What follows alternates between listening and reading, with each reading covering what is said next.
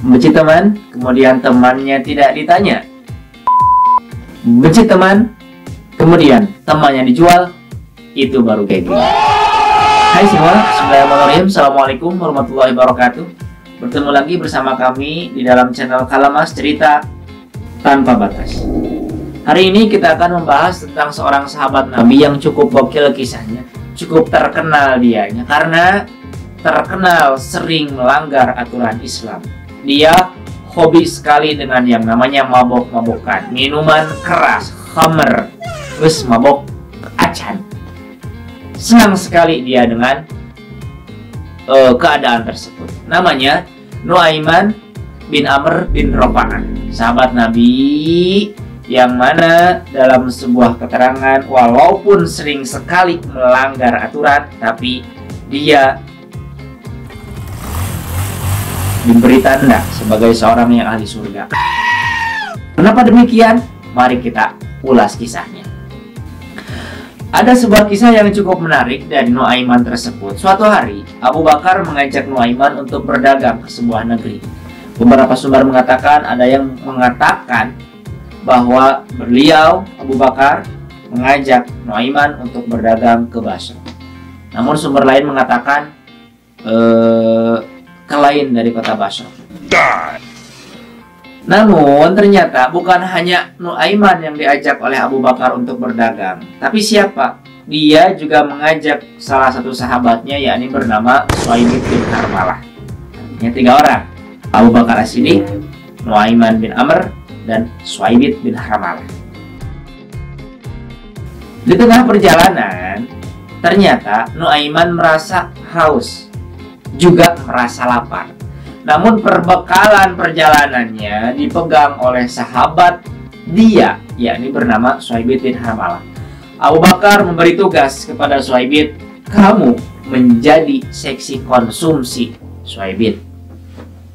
Artinya apa? Artinya Nuaiman kalau ingin makan dan ingin minum harus minta kepada Suhaib.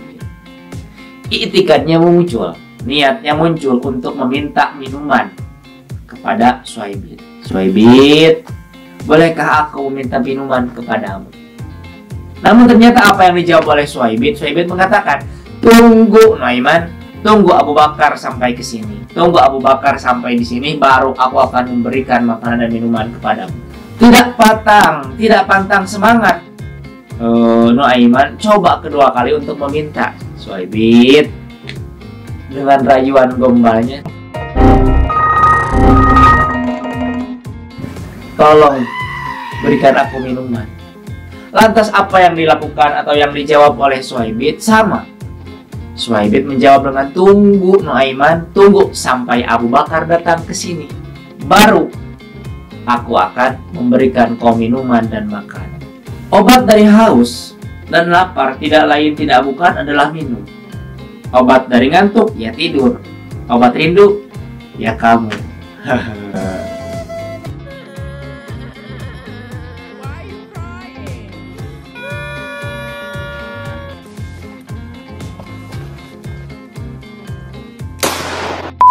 Hingga apa yang terjadi? Nuaiman merasa kesal dengan ucapan yang dilontarkan oleh Suhaib tersebut. Muncul dalam pikirannya, aku akan membalas apa yang kau lakukan kepadaku.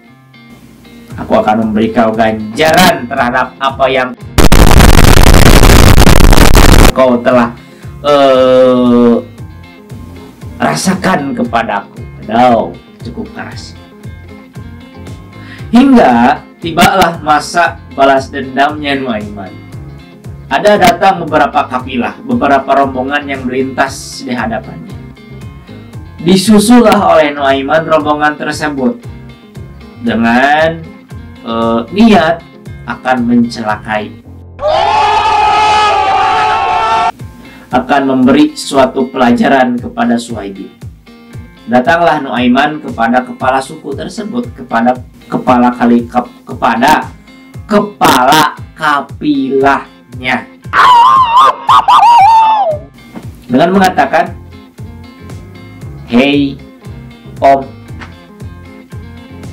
mau tidak kau seorang budak yang mana budak itu kuat, hebat, kekar badannya, semangat kerjanya, tapi aku memberikan kau harga yang cukup murah. Tanya Nuaiman, pernyataan Nuaiman kepada pemimpin kafilah. Pemimpin kafilah kaget, wah, yang benar kau. Kau ingin menjual seorang budak yang bekerja hebat dengan harga yang cukup murah? Memang berapa yang kau akan berikan? Harga yang akan kau patok? Wes, harga yang akan kau patok terhadap budak tersebut. Aku akan menjualnya dengan harga 10 dirham. Cukup murah. Dirham, mata uang perak. Dinar, mata uang emas. Dinar candy.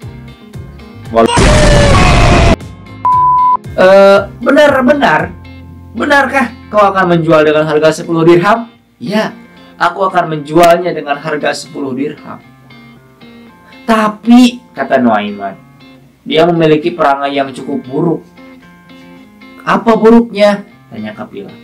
Dia ketika misalkan ditanya oleh kita bahwa dia adalah seorang budak, dia tidak mengaku. Aku bukan seorang budak, katanya.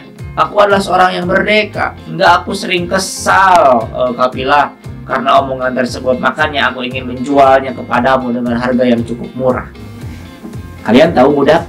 Apa itu budak? Budak ini maksud adalah hamba sahaya. Artinya manusia yang bisa diperjualbelikan.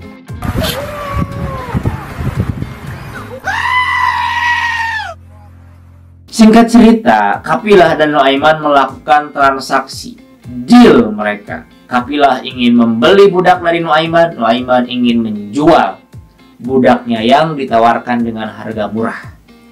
Siapa ternyata yang dia jual? Ternyata yang Nuaiman jual adalah sahabatnya sendiri, yakni Suhaibit bin Harmalah. Cukup kejam kan? Cukup kejam seperti akhlakmu kepadaku. Padahal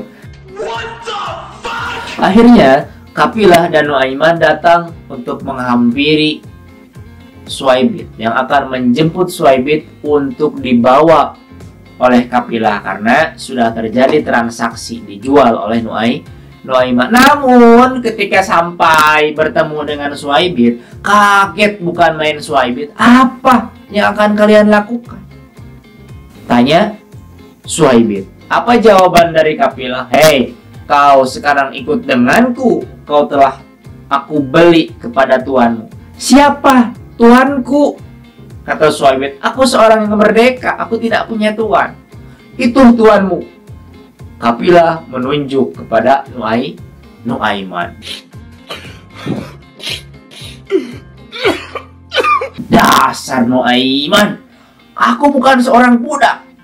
Aku seorang yang merdeka, kata Suhaibit. Namun apa yang dikatakan oleh kafilah? Aku sudah tahu keburukanmu. Aku sudah tahu akhlak jelekmu. Kamu sering mengaku-ngaku orang yang merdeka, hingga terjadi percekcokan yang cukup lama. Akhirnya Suhaibit dibawa oleh kafilah tersebut. Apa yang didapatkan oleh Suhaiman? Apa yang didapatkan oleh Nuaiman? Nuaiman sudah dapat uang, juga dapat makanan dan minuman. Artinya rezeki plok. Namun tak lama Abu Bakar datang menghampiri Nuaiman dan bertanya, Nuaiman, di mana Suhaibit? Tanya Abu Bakar. Apa jawaban Nuaiman? Nuaiman dengan polosnya berkata, Abu Bakar, aku sudah jual. Aku menjual Suhaibit kepada rombongan kafilah yang melintas tadi. Astagfirullah, kata Abu Bakar. Di mana sekarang Suhaibit? Suhaibit sudah dibawa Abu Bakar. Ayo kita susul. Ayo kita tebus. Akhirnya terjadi negosiasi kembali dan dibeli lagi Suhaibit oleh Abu Bakar hingga dimerdekakanlah Suhaibit oleh Abu Bakar, menjadi merdeka lagi. Namun setelah cerita tersebut, ternyata kisah ini sampai kepada Rasulullah SAW, sampai kepada telinga Rasulullah SAW. Apa reaksi dari Kanjeng Nabi ketika mendengar cerita dari Nuaiman menjual temannya? Nabi saat itu tertawa hingga gigi gerahamnya terlihat. Ingat, Nabi Muhammad tertawanya bukan tertawa seperti kita. Jarang sekali Nabi Muhammad tertawanya sampai terlihat giginya. Kita wahaha. Sebaliknya, jarang tertawa tidak terlihat gigi. Hingga ada sebuah kata yang diucapkan oleh Kanjeng Nabi, kalimat yang diucapkan oleh Kanjeng Nabi bahwa Nuaiman kelak akan masuk surga sambil beliau tertawa karena seringnya dia membuat Rasulullah tertawa.